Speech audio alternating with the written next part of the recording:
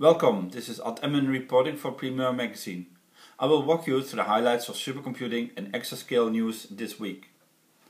As I'm pretty sure you know by now, you can follow us also on Twitter and there you can get the updates during the week. On our homepage, primeurmagazine.com, you can find all the articles of this week and all the other articles and the video feed.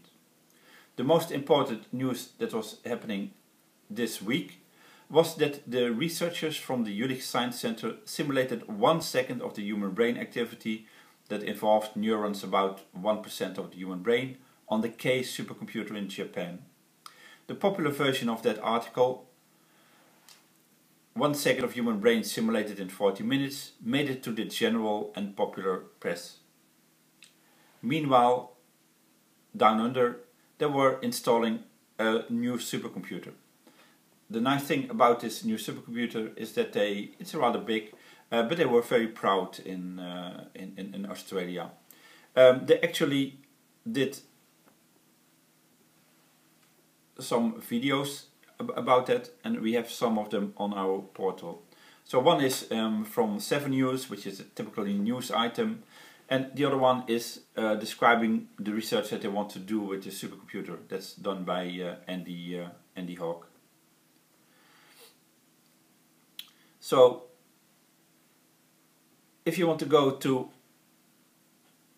a supercomputer conference, it seems that there are only 2 ones in the world that seem to matter.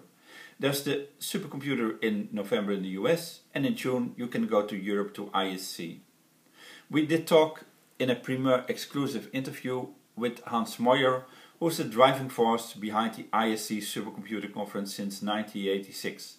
And we talked to him about what happened since then and how the conference evolved from a small one to the very big event that it is today.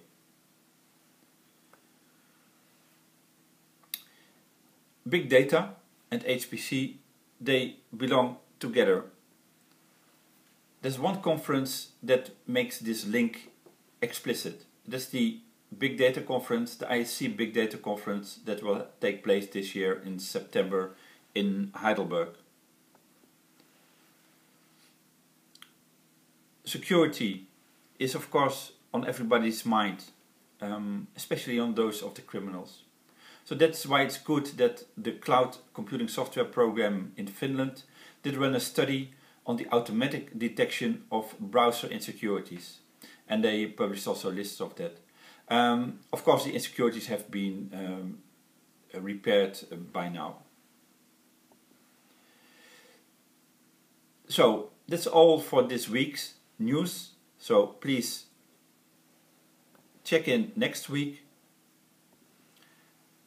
And for Primeur magazine, this was Emmen reporting.